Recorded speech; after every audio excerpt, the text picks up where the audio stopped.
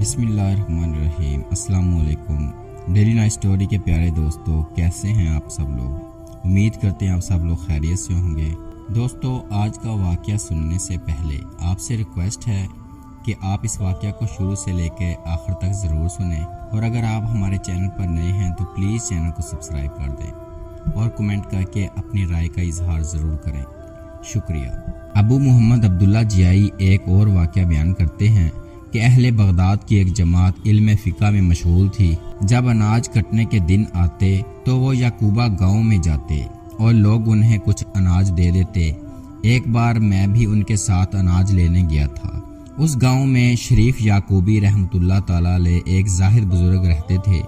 میں ان کی خدمت میں پہنچا تو وہاں بہت سے لوگ موجود تھے۔ میں بھی خاموشی سے ایک کونا میں بیٹھ گیا۔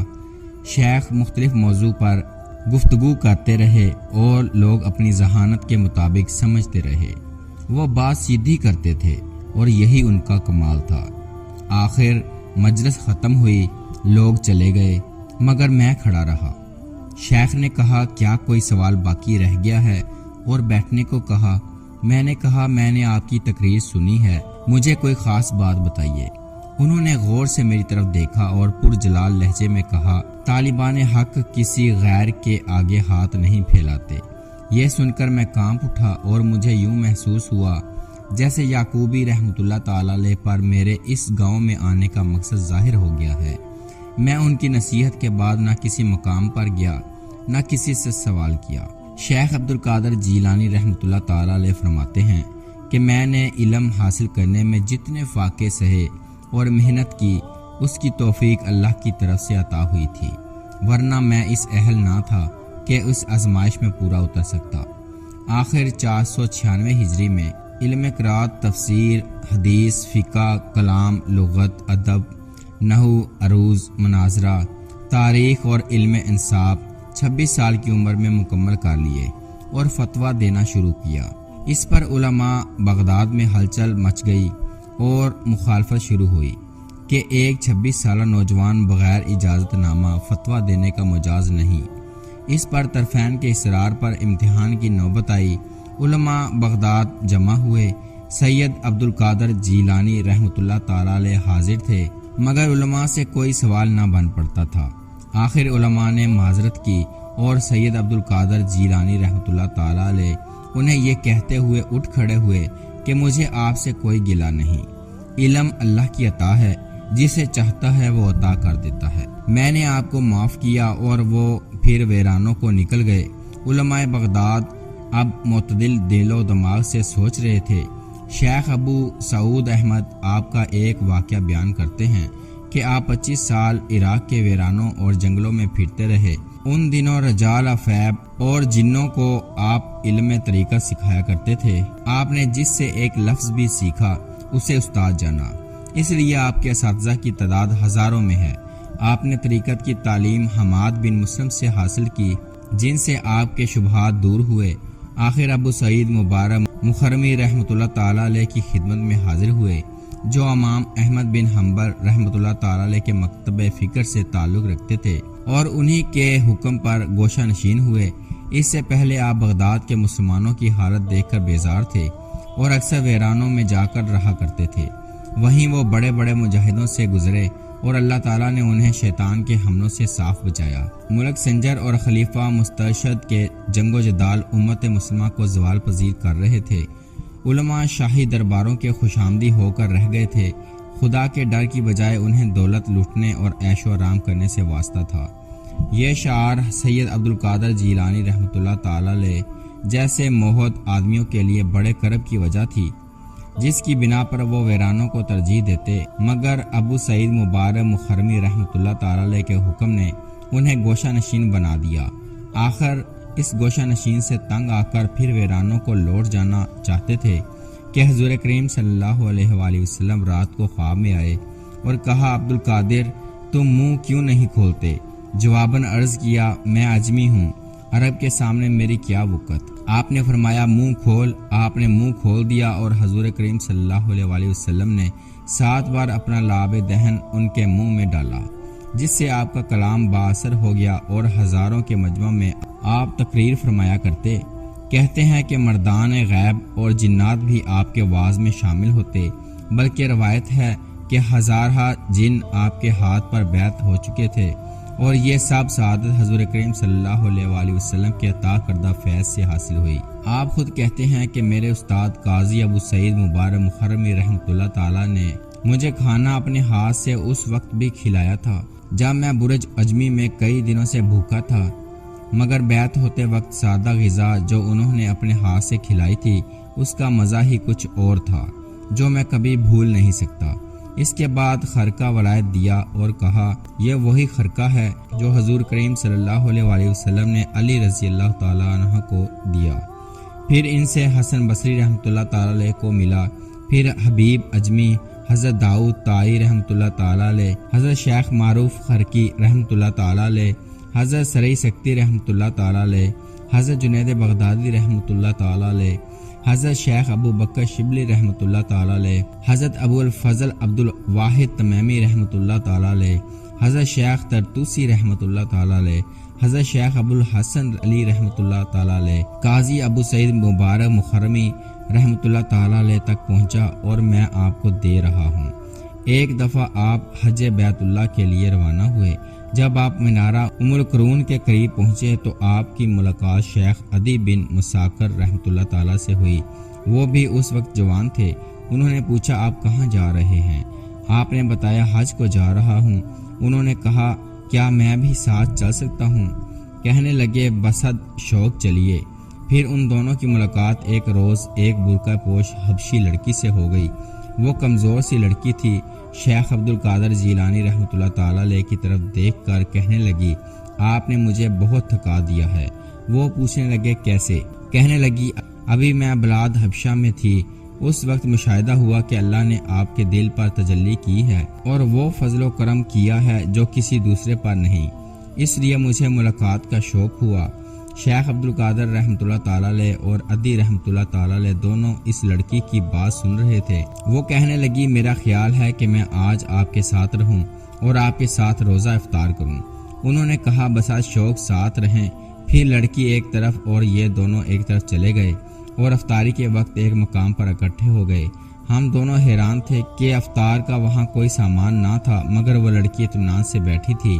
اسی دوران ایک طباق آسمان سے اترا اور لڑکی نے پرمسرت لہجے میں کہا اللہ کا ہزار ہزار شکر ہے کہ اس نے میری اور میرے مہمانوں کی عزت کی۔ ہر رات 2 روٹیاں اترا کرتی تھی مگر آج 6 بھیجی۔ انہوں نے 2 روٹیاں کھائیں، پھر پانی کے کوزے اترے۔ حضرت عبد القادر کا بیان ہے کہ وہ پانی دنیا کے پانی سے حلاوت اور لذت میں بہت مختلف تھا۔ پھر وہ لڑکی چلی گئی۔ ایک دن شیخ عبد القادر جیلانی رحمۃ اللہ تعالیٰ علیہ اور عدی رحمۃ اللہ تعالیٰ علیہ طواف کر رہے تھے کہ شیخ عدی رحمۃ اللہ تعالیٰ علیہ کے دل پر انوار کی بارش ہوئی اور وہ بے ہوش ہو گئے۔ لوگ سمجھے مر گیا ہے۔ شیخ عبد القادر جیلانی رحمۃ اللہ تعالیٰ علیہ کہتے ہیں کہ وہ لڑکی دوبارہ آئی اور بے اختیار کہنے لگی تمہیں وہی زندہ کرے گا جس نے تمہیں مار ڈالا ہے۔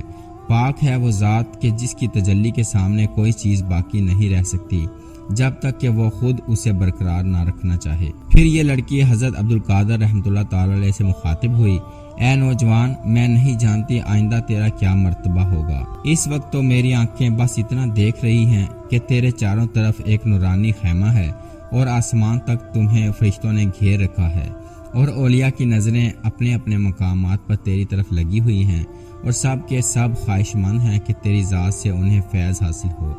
یہ کہہ کر وہ لڑکی چلی گئی۔ حضرت شیخ عبد القادر جیلانی رحمۃ اللہ تعالی علیہ سے دوبارہ اس کی ملاقات نہ ہوئی، مگر وہ یہ راز ظاہر کر گئی کہ ویرانوں اور خرابوں میں زندگی بسر کرنے والا فاقہ کش نوجوان اپنے وقت کا غوث ہے۔ ویرانوں میں پھرتے ہوئے جب میں عراق میں داخل ہوا تو خضر علیہ السلام نے میری رہنمائی کی۔ میں نے ان سے دریافت کرنے کی کوشش کی کہ وہ کون ہیں، مگر وہ راضی نہ ہوئے۔ آخر ایک دن یہ کہہ کر چلے گئے کہ انہیں خود پتہ چل جائے گا کہ میں کون ہوں۔ پھر 3 سال بعد خیال آیا تو دل نے کہا کہ وہ خضر علیہ السلام تھے۔ دنیا کی خواہشوں اور شیاطین کی مختلف صورتوں سے میرا واسطہ پڑا، مگر اللہ کا فضل تھا جس نے مجھے ان تمام صورتوں میں محفوظ رکھا، یہاں تک کہ شیطان کے بڑے سے بڑے حملے سے بھی بچ گیا۔ اسی کے کرم سے 40 سال عشاء کے وضو سے فجر کی نماز پڑھی اور 15 سال ایک رات میں پورا قرآن ختم کیا۔ یہاں بھی شیطان نے پورے حملے کیے مگر اللہ کا کرم مجھے بچاتا رہا۔ شیطان کے بچھائے ہوئے جال ٹوٹ گئے اور میرا نفس ظاہر ہو گیا۔ میں نے دیکھا اور سال بھر اس کی طرف توجہ کی۔ آخر نفس کی بیماریاں جڑ سے جاتی رہیں، خواہشات مردہ ہو گئیں، اس کا شیطان مسلمان ہو گیا، سارے کام اللہ کے لیے ہو گئے، اپنی ہستی سے جدا ہو گیا مگر پھر بھی اپنے مقصد کو نہ پہنچا۔ پھر میں توکل، شکر، غنا، مشاہدہ کے دروازوں پر ہوتا ہوا فقر کے دروازے پر پہنچا، آسانی سے اندر داخل ہو گیا۔ وہاں مجھے سب کچھ مل گیا اور میری ہستی میں ایک دوسری حالت پیدا ہو گئی۔ آپ کے صاحبزادے شیخ ضیاء الدین بیان کرتے ہیں کہ والد صاحب نے بتایا ایک بار دوران سیاحت ایک ایسے ویرانے میں چلا گیا جہاں کئی دن نہ کوئی دانہ اور نہ ہی کوئی پانی کا قطرہ ملا۔ آخر میں نے بیچارگی کی حالت میں آسمان کی طرف دیکھا، ایک بادل کا ٹکڑا آیا اور برسنے لگا۔ میں نے اپنی پیاس بجھائی اور اللہ کا شکر ادا کیا۔ اسی رات میں ذکر الہی میں مشغول تھا کہ چاروں طرف تیز روشنی پھیل گئی۔ میں خوش ہو رہا تھا کہ آواز آئی، ہم تیری عبادت سے خوش ہیں۔ دوسری آواز پھر آئی، نوید ہو تجھے کہ تم نے ہماری رضا حاصل کر لی۔ تیسری آواز آئی، عبدالقادر میں تیرا پروردگار ہوں، میں نے تیری عبادت سے خوش ہو کر تجھ پر حرام چیزیں بھی حلال کر دی ہیں۔ دیگر، عبدالقادر تو نے ہمیں راضی کر لیا، ہم بطور انعام تجھ پر باقی زندگی کی عبادت معاف کرتے ہیں۔ میں سمجھ گیا اور لا حول ولا قوت پڑھا۔ وہ روشنی فوراً جاتی رہی، اندھیرا ہو گیا اور مردود شیطان سامنے آ گیا۔ میں نے پھر لا حول پڑھا کہ دور ہو جا مردود۔ وہ یہ کہتے ہوئے چلا گیا کہ میرا یہ آخری حربہ جس سے میں نے بڑے بڑے اولیاء کو گمراہ کیا وہ بھی خالی چلا گیا، یہ تیرے علم کی وجہ سے ہے۔ میں نے پھر لا حول پڑھا اور کہا مردود جاتے ہوئے بھی مجھ پر وار کر رہا ہے کہ میں نے اپنے علم سے یہ فتح حاصل کر لی۔ میرا علم کیا ہے؟ اللہ کے کرم نے مجھے بچا لیا اور میں شیطان کے ہتھ کنڈے سے صاف نکل آیا۔ ویرانے چھوڑنے کا سبق آپ نے قاضی ابو سعید مبارک رحمۃ اللہ تعالیٰ سے لیا تھا۔ حضور کریم صلی اللہ علیہ وآلہ وسلم نے آپ کو واعظ گوئی کا ارشاد فرمایا تو زبان کھل گئی۔ پھر اہل بغداد نے دیکھا کہ شیخ کے سننے والے ہزاروں انسانوں کے علاوہ مردان غیب اور جنات بھی آپ کی تقریر میں زار و قطار روتے اور اثر قبول کرتے تھے۔ ایک تقریر میں آپ کے صاحبزادے سید عبدالرزاق ممبر کے پاس بیٹھے تھے، انہوں نے سر اٹھا کر آسمان کی طرف دیکھا اور بے ہوش ہو گئے اور ان کے لباس میں آگ لگی ہوئی تھی۔ آپ نے ممبر سے اتر کر فرزند کے کپڑوں کی آگ بجھائی۔ مجلس پہ وہ وجد تھا کہ انہیں آگ لگنے اور بجھانے کی خبر ہی نہ ہوئی۔ مجلس ختم ہونے پر آپ نے اپنے فرزند سے پوچھا اس وقت تمہاری کیا حالت تھی؟ وہ کہنے لگے کہ جب میں نے آسمان کی طرف نظر اٹھا کر دیکھا تو مجھے مردان غیب ساکت و مدہوش کھڑے اس طرح نظر آئے کہ سارا آسمان ان سے بھرا ہوا تھا اور سب کے جسموں میں آگ لگی ہوئی تھی۔ شیخ ابو الحسن سعد انصاری 529 ہجری میں بغداد آئے۔ حضرت کے واعظ میں آخری صفوں میں جگہ ملی۔ آپ زہد پر تقریر فرما رہے تھے۔ میرے دل میں خیال آیا آپ معرفت پر کچھ ارشاد فرمائے۔ یہ خیال آتے ہی آپ نے معرفت پر تقریر شروع کر دی۔ پھر مجھے خیال آیا شرک پر تقریر ہو تو اچھا ہے، چنانچہ وہ شرک پر بولنا شروع ہو گئے۔ میرے خیال میں اسی طرح فنا، بقا، غیب، حضور کے موضوع آتے گئے اور وہ ان پر تقریر کرتے گئے۔ آخر پچھلی صف پر مجھ پر نگاہ ڈالتے ہوئے کہنے لگے ابو الحسن کیا یہ تیرے لیے کافی ہے؟ یہ لفظ سنتے ہی میری حالت غیر ہو گئی، دھاڑے مار کر رونے لگا اور گریبان چاک کر لیا۔ آپ کے ایک ہم عصر بزرگ کا کہنا ہے کہ میں نے جنات کی حاضری کا عمل کیا مگر کوئی جن حاضر نہ ہوا۔ میں دیر تک یہ عمل کرتا رہا مگر حیران تھا۔ آخر جن حاضر ہوئے، میں نے تاخیر کی وجہ پوچھی تو کہا کہ ہم سید عبدالقادر جیلانی رحمۃ اللہ تعالی علیہ کی واعظ کی مجلس میں حاضر تھے اس لیے دیر ہوئی۔ میں نے حیرانی سے کہا تم بھی حضرت کے واعظ میں حاضر ہوتے ہو؟ انہوں نے کہا آدمیوں سے زیادہ ہمارا وہاں اجتماع ہوتا ہے اور ہمارے کئی قبائل ان کے دست مبارک پر ایمان بھی لا چکے ہیں۔ یہ راز کھلنے پر میں بڑا حیران ہوا مگر ایسا ضروری تھا کیونکہ حضور کریم صلی اللہ علیہ وآلہ وسلم نے خود انہیں واعظ کی تلقین کی تھی، اس لیے ان کا واعظ ہر جنس کے لیے پر اثر ہونا ضروری تھا۔